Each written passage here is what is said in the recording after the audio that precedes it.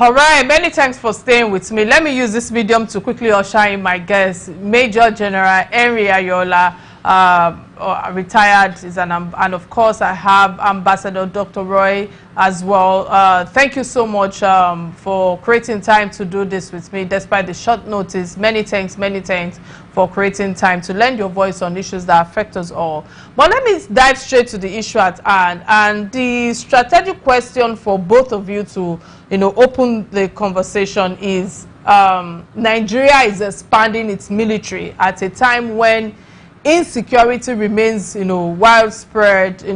Is this expansion a proactive national security strategy or a response to a security architecture that is already under immense pressure? Mr. Ayola, let me start with you. What's your take on this?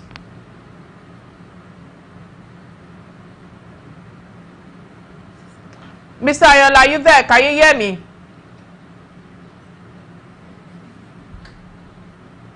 Unfortunately, I can't hear you. Dr. Roy, can you hear me? Can you please take the lead before we sort out the audio at Mr. Ayola's end? Okay, Mr. Ayola, you say you can hear me. Please go ahead and make your thoughts count.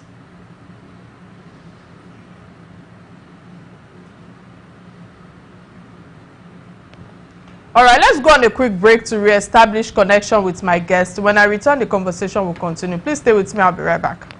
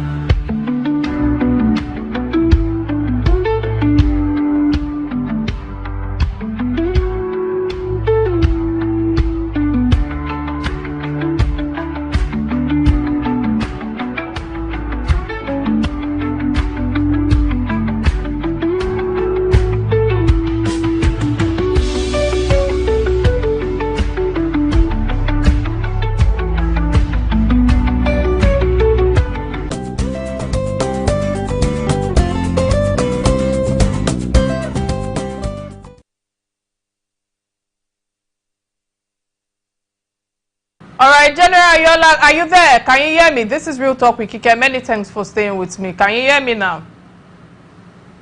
I'm hearing you all along. It's you that are not hearing me. Oh, okay, awesome. Can you hear me now? It's loud and clear. It's loud and clear. Make your thoughts count. What I asked that.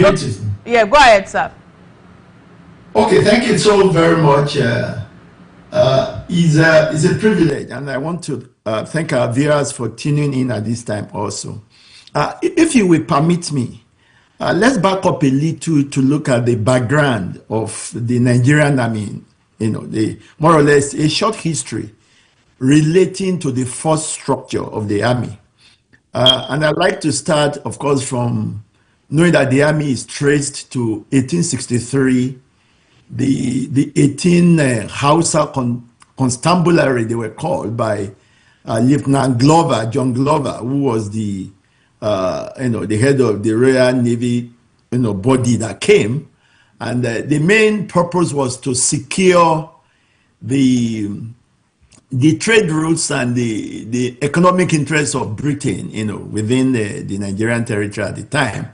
And then, of course, it grew into establishing other constabulary, the Lagos Constabulary, the River Niger Constabulary, and later, the around Lokoja area, different constabulary, to safeguard these different areas of interest. And then that grew into later, the Britain itself felt that there was a need to bring all the military forces they have in all the colonial territories that they were, holding at the time. And so the West African Frontier Force was formed. And then, along the line, these small troops were upgraded to regiments. So we then had the northern and the southern regiments that had 2 battalions and some artillery batteries and all of that. Cutting the long story short, by the time of the Civil War, we had majorly 5 fighting battalions in Nigeria. And by the end of the Civil War, it had grown to 3 divisions. And the restructure that took place at the end of the Civil War then restructured the entire army into 4 divisions. 4 divisions, 1 division, 2, 3, and 82 division. Okay, so that was a good place to back up to. And then we understand that from that point, there have been series of restructuring. And, coming to your question, restructuring of the military anywhere in the world is an ongoing affair. No military can afford to stay static, because what determines the force structure of any military, the army way, since we are focusing on the army, there are several factors, part of which, of course, will be that you have to rejig all the time, review your threat analysis, you have to review what are your national priorities, what does your government want to achieve in the international arena, apart from the basic priorities and roles and purposes of the army, for territorial defense, to deter external aggression, and of course bring such aggression to a conclusive end, and with favorable, of course, to the nation. Of course, to also have some showing in the international arena in contributing to peacekeeping, all of that. And then, of course, internal security. These are major 4 pillars usually. And so as you review those and have those change, you also have to change your force structure. So it's not new, it's not supposed to be extraordinary. But the good thing about this one is the fact that it's coming at a time that most of us have agitated for this restructure, this review, for a long time. And the fact that it's coming through the present government is a good thing. For me, it's a cheering news. And particularly when I look at it as a logical follow-up to the feat that the army and the armed forces and the security forces, of course, it was a unified effort, displayed in the rescue of the students and teachers in Oyo State recently. I think it's a good place to bring this up and see how we can replicate that kind of feat at each divisional level, so that each division can then think about forming a strike force that can give that kind of punch, that can be a quick reaction force, and take on any challenge at all. Thank you, John. With the shortest time of response and with the kind of determined, decisive effort and end state of that kind of result that we saw. All right. Let me stop there. So, all right. Many thanks, General Yola. Dr. Roy, let me come to you, because listening to General Ayola saying that it's a proactive one, I'm asking, is it a logical one at this time that the expansion is being brought to fore for insecurity that has become a widespread in Nigeria? What's your take on this quickly? Okay, thank you very much for this opportunity, and I so much appreciate the elaborate enlightenment from the general and taking us back to history. But I would want to come from a different perspective. When we talk about a wonderful idea, we talk about the expansion needs, we talk about the insecurity growing into areas we call unpoliced areas in Nigeria. We talk about the need for the military to intervene to strengthen the local security, state police coming up. We have vigilante, we have the NSCDC, the military need to be there to say, hey, I'm at your back. We have all of these things. It's wonderful to bring the military to bear on insecurity. There's a question. The question is the one the federal government is supposed to answer. The military that you talk about are making men put boots on ground. Integrated, patriotic, faithful Nigerians. The second thing you need is equipment and gadgets. Equipment and gadgets don't work alone. Even drones, somebody must operate them. What is the operational viability of a soldier right now? An officer must command minimum of 10 soldiers or 20. So if an officer throws a command, is it going to robots or is going to human beings that are going to put boots on ground, that are going to operate the equipment, that are going to stand against insecurity? What is their moral level? All the promises made, how many has been fulfilled?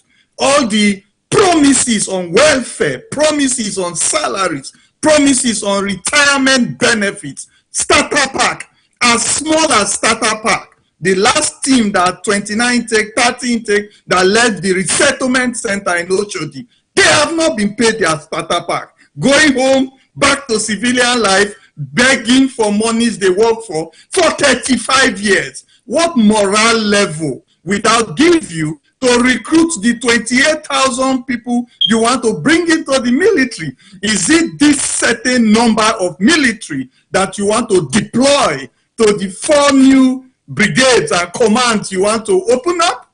You know, there is a paucity of prioritization. You know, we are not prioritizing key incidences that will help bring this vision to reality. Many thanks for your insights right there. And I love the different perspective you just brought in. But General Yola, let me come to you, because the army will recruit 28,000 additional personnel, like I said in my opening, and of course expand from 8 to 12 divisions. From a military planning perspective, can increased troop strength, significantly change the security landscape? Or maybe I'm not putting it right. Or is it effective? Is it the effectiveness that is being determined less by numbers and more by capacity? What's your take on this quickly? Okay, thank you very much. Let me try to straighten out some facts here. Okay, like I said in my opening statement, restructuring is supposed to be an ongoing exercise for any military. I mean, if you take example of the US, their Unified Combatant Command, they used to have 10 at one point. They rejig it and reduced it to 9. Then, of course, with expansion of domain of operation and all of that, when space became one domain of operation and cyberspace, so it became 11 now. And of course, they have a regular 2 years periodic review of their own orbit. Now that we also have a similar thing, okay, and that's why we have grown from 4 division to 8 up until now, because there have been different reviews, different needs to expand, and all of that. Now, so when you look at it in terms of how it will add to the effectiveness of solving the particular problem at hand, the state of security, it's a huge thing, it's a complex thing, it's multi-dimensional. I've always advocated, and I still stand by that the problem we have in Nigeria is not essentially a security problem. It's manifesting as a security problem, but the real issues that are underlining the so-called security problems, we are not treating them, we are not even addressing them yet. The issue of the national question, the issue of, is Nigeria a nation? Are we a nation? Or are we a country of multinationalities? All of those issues, but since today is not for that, let's focus on the restructuring and this expansion. So the implications of this expansion, let me touch on that so you can appreciate where it will become effective. Number one, with the 8 divisions that we have, 1 division with headquarters in Kaduna, 2 divisions with headquarters in Ibadan, 3 divisions with headquarters in Jos, then 6, 7, 8, 6 with headquarters in Parakot, 7 with headquarters in Maiduguri, 8 with headquarters in Sokoto, Then, of course, we have the 81 and 82. 81 with headquarters in Lagos, 82 with headquarters in Enugu. Now, what happens is this. The entire nation is covered already. It's not as if there's any gap somewhere that does not belong to the area of responsibility of one division or the other. But what it means that when you have additional 4, you are going to reduce the size of the area of responsibility of each division. Okay, if a division was covering like 10 states before, you could see from the list now, I think the highest is 82 division covering all the eastern states. That's 5 states. Okay, now all the rest are covering, some are even covering just 2 states, some are covering 3, 4, and so on. Now that reduces the area of responsibility that they have to cover. That means they can be more effective, they can respond faster. That means they will have to cover less distance in responding to any issue anywhere within their area of responsibility. Okay, of course, size alone in terms of strength is not like my friend Roy said. Size alone is not what is going to get the job done. Of course, there are immediate consequential adjustments that will be done even by the Navy and the Air Force. Don't forget that the Army does not fight alone. The era where you have one single service war had gone long past. It's joint operation that we do all the time. In fact, it's been escalated to unified operation. That is operation where the armed forces are involved and other security forces, and services, the SSS, the police, the civil defense, and all others, can be involved. So, like we saw in the Oyo State, rescue operation that we saw, that's kind of unified operation is to drive home the fact that when you expand the army being the core force, no doubt, all others will simply, contribute their own components to get the work done. Now, that means there will be consequential adjustment for all the other forces I've mentioned, particularly the Navy and the Air Force, because the Army is not going to work alone. So if you are going to have additional 4 divisions, it then also means that the Air Force must expand to be able to support, those extra divisions like they've been supporting the 8th. And they have to also structure their own organization to be within the area of responsibility. For short, we call it AOR, the area of responsibility of these divisions altogether. So it's certainly going to engender an immediate review of all and the restructuring of the other forces. Okay, that is certain. But straight to your point is the fact that yes, of course, it's going to enhance the effectiveness of solving the extant problem of insecurity that we have at hand. At least on the kinetic side. That does not mean that government will not need to do some, takes other measures, the non-kinetic measures that need to be taken, particularly the political aspect, which is actually what is playing now as a security challenge. All right. So all of that will still follow. But since, the focus and the attention that has been on the kinetic force, use of force. Okay, so, if we have seen the result in Oyo State, it has encouraged everybody to know. So these things can be done.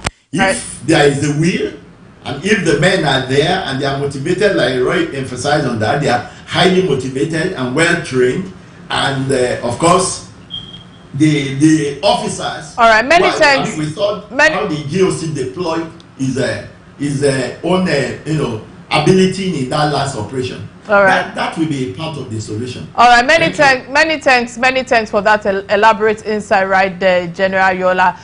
Dr. Roy, let me come to you. You've heard what General Ayola said, but I must ask you, because when Nigerians talk about insecurity, they often assume the solution is simply more security personnel.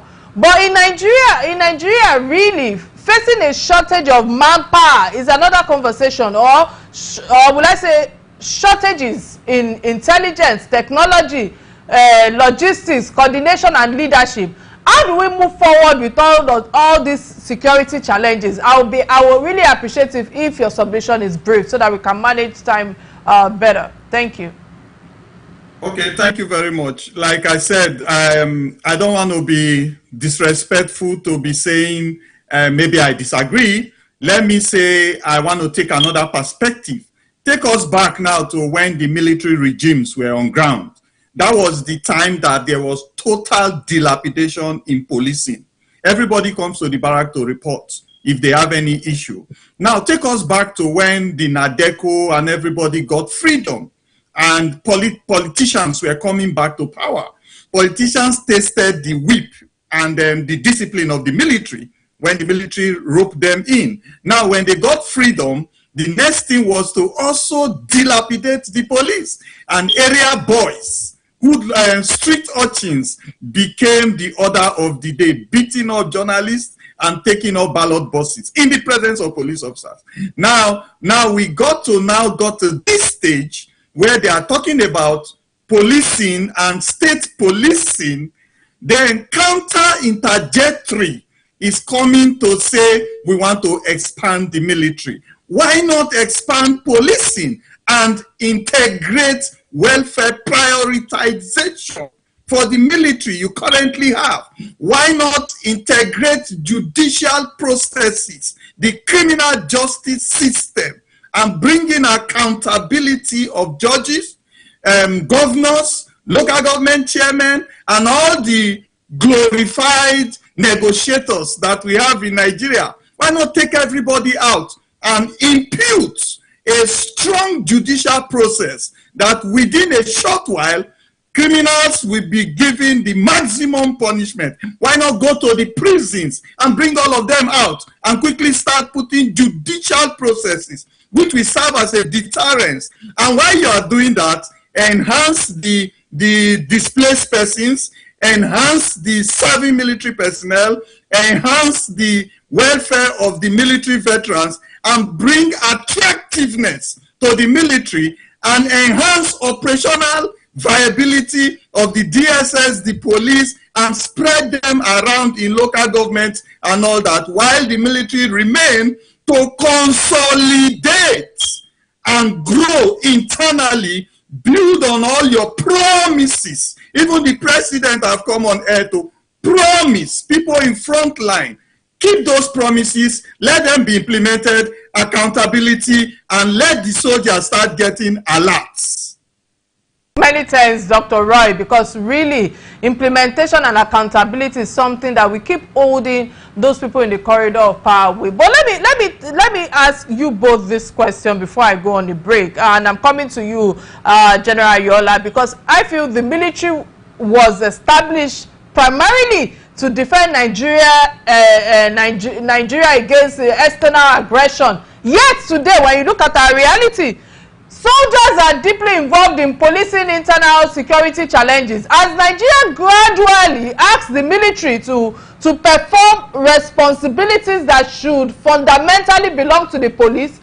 And if so, what does that say about the state of our internal security institutions? Quickly, sir, what's your take on this in a minute? Okay, thank you very much. Well, that's an ongoing question. We know, yes, internal security is primarily the function of the police, area of safety and all of that, you know, and of course the other paramilitary agencies. But we also must not ignore the reality of our history and our current situation. Usually, force is deployed incrementally, either by the police, by anybody, and even the police. If there is a crisis somewhere, the conventional police will be sent there first. If they discover that the crisis is beyond what they can handle, then maybe the police will send like their special forces or intelligence or SWAT and such. And if it's still worse than or is beyond what they can handle, then they think of deploying the mobile police. That's the way force is employed. It's the same with the military. Okay. Now, so what happened, how we got here is the fact that when the internal security challenges began to escalate and they went beyond what the police could handle, that's when the army was called out, the military was called out. Okay. And if that situation has not abated, then, because I commanded Operation Safe Haven on the plateau, and I know that there are certain parts on the plateau that if you send a police team there, it's as good as sending them to go and commit suicide. It was that bad at the time I took over the place. You know, that there were certain parts, I don't want to call names, there were certain parts of the plateau where Even the police stations there have been totally obliterated. And so it will be suicidal to tell anybody to go there. So, of course, that was the situation that necessitated the calling out of the military in the first place. And it's only until when you have restored law and order and peace that the police can now return to such places and be able to do their normal work. But as long as we are still in this state where we are still dealing with insurgency, dealing with terrorism, dealing with invasion, which we wrongly call banditry. Of course, banditry is different from where you have a whole militia invasion of the whole nation, and we are not even calling the right name. So how can we then handle it appropriately? Because if you don't give it the right name, General Yola, if you can hear me, yes, while I understand your perspective, but around the world, if you say we are not calling it the right name, around the world, many successful security operations are won before a single shot is fired. They are won through intelligence. Should Nigeria now be investing more aggressively in intelligence gathering or surveillance technology or cyber capacity and predictive security, rather than relying predominantly on how would I put it, kinetic operations? Quickly, what's your take on this, so that so that I can go on a quick break and come to Dr. Roy on his own submission. Please, quickly, in a minute. I need to go on a quick break. Okay. Let me say that when you say intelligence, it's normal. I mean, when I hear people emphasize so much about intelligence being, of course, intelligence is a whole core in the army. Nobody goes to war without first of all having gathered intelligence or any form of operation at all. But we're only talking about technological aided intelligence, signal intelligence. I'm a signal officer, so I know so much about what can be done in terms of military technology being applied in warfare. Okay, but of course, a number of those are being used, have been deployed already. I mean, we're using drones. We have signal intelligence. We have officers both in the intelligence corps and the signal corps of the army that are experts in these fields. So they've always been there. We can only talk of increasing application of technology, particularly in the area of drones, in the area of, of course, what we call intelligence of, Internet of military things. Internet of military things, which are things that are modern applications of technology in warfare. Of course, people are getting into that. The penetration may not be as much as that in the advanced country, because you can only know something that you have. Equipment that you don't have, you can't tell me you are proficient about an equipment you have never seen before. So let me interrupt that thought process. Let's go on a quick break and get a word from my sponsors. When I return, I'll come to Dr. Roy on his own submission with the questions that's asked. Stay with me, I'll be right back. This is Real Talk with Kike.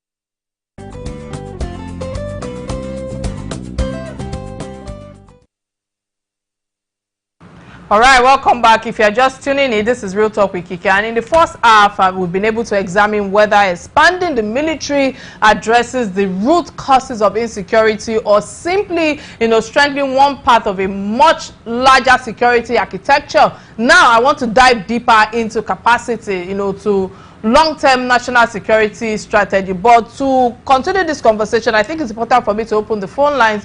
For those who are watching me across the states, remember that you can be part of this conversation by the number showing on your screen right now. And of course, we're streaming live on Real Talk with Kike platform and on Silverbird platform. Again, I want to say many thanks to my two girls for all that you have shared thus far. But Dr. Roy, let me come to you. We've heard all that General Yola have shared thus far. Let's talk about the institutions now. He has told me that he's a signal officer.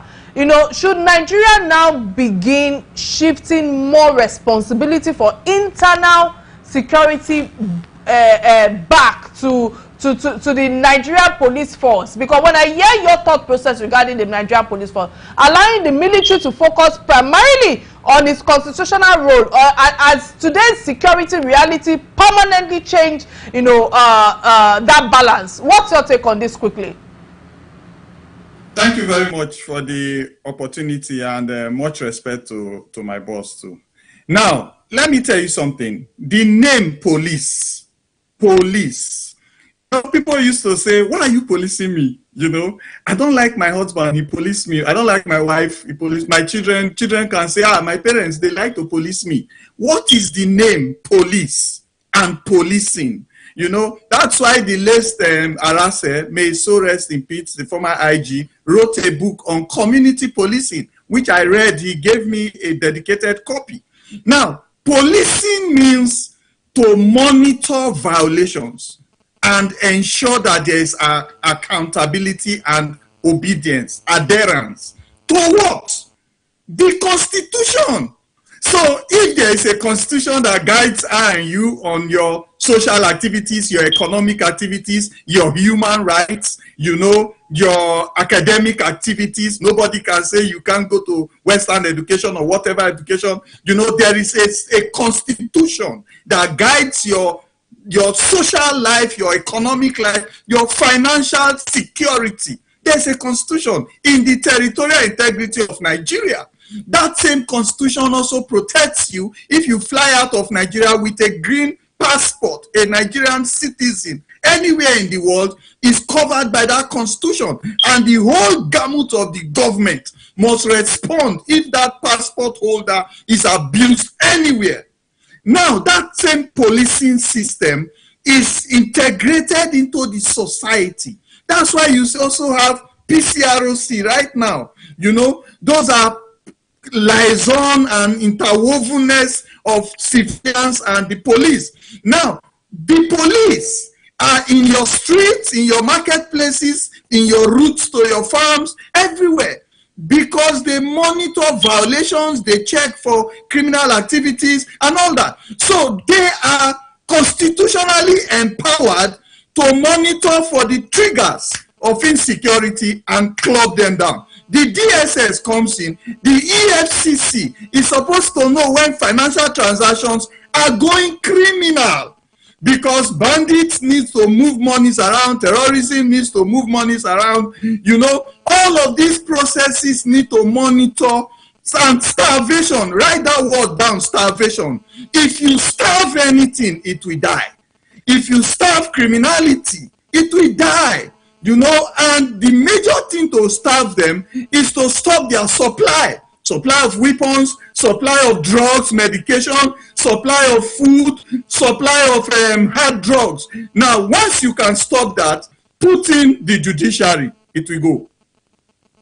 The Dr. Roy, you know, General Yola, if you listen deeply to his analysis, I mean Dr. Roy right now, talking about us starving the criminal criminalities that is being taking place in Nigeria today. Some analysts have also argued that insecurity is really just about the military or the uniform challenge. It's often linked to governance, youth unemployment, weak local institutions, and poor service delivery. General Yola, can Nigeria ever achieve lasting security without addressing these deeper structural issues? Listening to the last submission of Dr. Roy, what's your take on this in 1 minute? Okay, thank you very much. I agree with all of those, no doubt. I said that also. I said that even calling it security problem is not correct, because what we have is not security problem. What we have very fundamental issues that we have either we've been dodging or refusing to address over time. So I agree with all of that. Those, in fact, I wrote a paper on how to address this, in which I came out with an 8S analytic tool. And one of the S's is, is the fact that there are sanctuaries and there are sources of recruitment for these different elements that are causing this whole trouble. If the sources of recruitment are dealt with and they can't recruit, then it means they can't be reinforced and they can't sustain. Then it will be easy to wipe them out over time. Also, those 8 S's are there. In fact, I've made bold to say severally that we are only dealing with about 2 components out of the 8 components of this problem. And the 2 components, we were not even dealing with them effectively enough. And that's the submission I made, that this increase in the number of Sir, if you say, sir, I'm trying to manage time. I apologize, I'm interrupting your thought process. But let me ask you this. This will be my further question to you before we move to the last segment of the show. Let's imagine we are sitting here 5 years from today. What would convince you that this military expansion was truly successful, or will it be more soldiers, or fewer kidnappings, or safer highways, protected communities, or greater even public confidence and a security where security becomes the norm rather than the exception? In 30 seconds, what's your take on this, sir? And I'm coming to Dr. Roy on the same question, so please be ready for me. Yes, okay. I think I touched on that earlier, but let me repeat in this way. The effectiveness we're going to see by this increase is going to be only purely on the kinetic approach solution, which, like I said again, is just about, at best, 20% of the problem that we are solving. Okay, so, but of course, if we are even effective on that 20%, then we can, be able to switch our attention to look at the other 80% components of this challenge that we have not touched, so that we can begin to address them. But the ideal thing is to address all of them concurrently, because it's multidimensional. It has to be also multi-pronged in the approach of solution. It has to be multi-tracked so that we can achieve a collective solution. But as it is right now, I agree with you that even if this is the most effective step taken, it will only have solved 20% of the problem. All right, many thanks. Dr. Roy, what's your last submission on the topic at hand? Okay, thank you. Before we look at 5 years, we will need to work with a permutation of the present before you project. Now, what I see in 5 years' time is multiple cases of corruption, of diversion of procurement funds for those military campaigns and we are going into. What I see in 5 years is people running away from recruitment center because they are seeing the ambassadors of the military begging and in poverty-stricken conditions in the villages and communities where they come from. What I see in 5 years is military personnel becoming active participants in crime because they have families to take care of, and they see politicians getting away with bargain. And thank you very much. All right, many thanks, Dr. Roy, and of course, General Yola, for all your submission thus far. Definitely, you've made us understand that security is not measured simply by the size of the army, but it's measured by the confidence of the people that strengthens, the institution that protect them. Thank you so much for all that you have shared thus far. But before I let you both go, there's a last segment of the show that I call Trending Story. This is where I have an opinion as a host, and the first topic that caught my attention is that of Tinubu that declines meeting with South Africa envoy. And let me say this, as the rift and the fallout in bilateral relations between South Africa and Nigeria continue to deepen. These are my own thoughts on the entire situation as a host. This is where I can exercise my own editorial thought process, because this is not the first time we have witnessed xenophobic attacks in South Africa, and judging by the way events are unfolding, it may not even be the last. I'm trying to keep it real, not because I'm trying to promote violence. Over the years, we have seen a pattern of hostility towards non-nationals and foreign Africans. We have witnessed lives being lost as a result of xenophobic violence, businesses destroyed, and many people forced to return to their home countries. I'm not against South Africa putting South Africans first. Every government has a responsibility to prioritize the interests of its own citizens. However, I also believe that what is good for the goose is good for the gander. So if South Africa adopts policies that place its citizens above foreigners, then it should also expect other African countries to adopt, similar policies in defense of their own national interests. What truly concerns me is the bigger picture. What will Africa become if we continue to grow increasingly hostile towards one another? This is the question that worries me the most. That is the future that concerns me far more than today's headlines. I'm looking at my children and I'm worried for their future, because fundamental human right to be, cannot be held down with people moving from one places to the other. Looking at this from another perspective, if you humiliate me publicly, putting myself in the position, in the situation at hand, disgrace me before the world, allow my citizens to be harassed, attacked me or even killed, and even send envoys to seek dialogue, what exactly do you expect my response to be, really? For crying out loud, Nigerians have died in the process. Like I saw in my in Dr. Ruben Abati's article yesterday, that over 100 people have died based on what Madam Abike Dabiri have put out there. Some of them have been stripped of their legal businesses, properties, and even citizenship. These are things that have taken some decades for people who are foreigners. The recent reports that became our trending news from this President Bola Ahmed Tinubu declining to receive this South African envoy speaks volume for me, because diplomacy is not built on mutual respect. You cannot publicly undermine another nation, then expect business as usual behind closed doors. Come on, man. Nigeria is not a small player on the African continent. South Africa is an economic giant, but is Nigeria Nigeria in its own have their own rights. If genuine reconciliation is desired, then President Ramaphosa should be willing to engage music, culture, and celebration.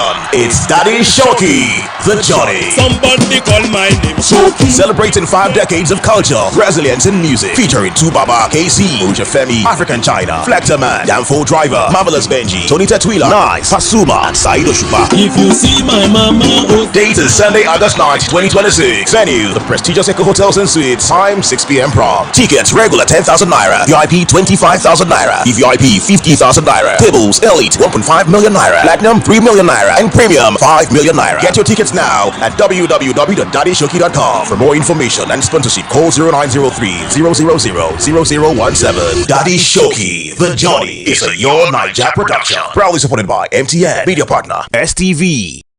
Every dream begins with a single moment, and your moment starts now. The search for the next Miss Universe Nigeria has officially begun. Join us on this journey as we celebrate confidence, intelligence, and showcase your talent and represent your country on the world stage. Registration is easy. Visit www.missuniversenigeria.org, click register, create your profile, upload your headshot and a full-length swimwear photograph, complete your application, and submit. Early bird registration has officially closed. Late entry registration is now open at 70,000 Naira. Don't forget to follow all our social media pages at Miss Universe Nigeria for updates and more information. Who knows, the next Miss Universe Nigeria could just be you. Your dream, your stage, your crown. For sponsorship details, contact 0708-005-8252 or 0909-861-1354, or you can send an email to marketing@silverbirdgroup.com. Miss Universe Nigeria, the universe is watching.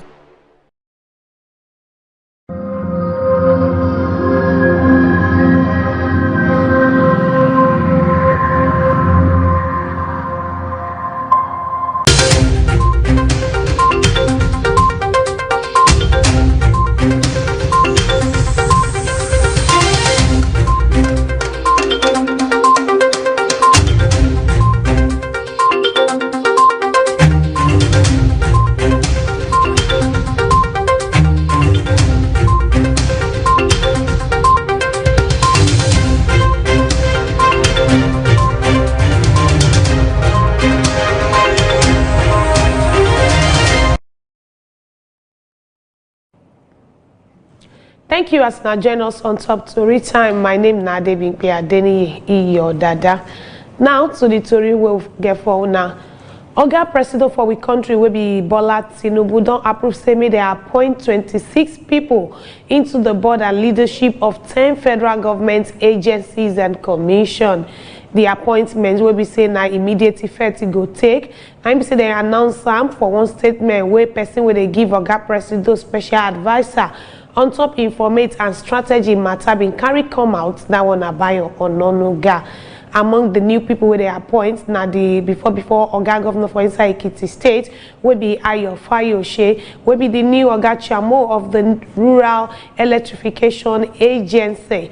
According to waiting presidency talk, Fayose now be say go head the REA board alongside Alhaji Amodu Abubakar and engineer Ilyasu Ibrahim Makintat as members and non-executive directors.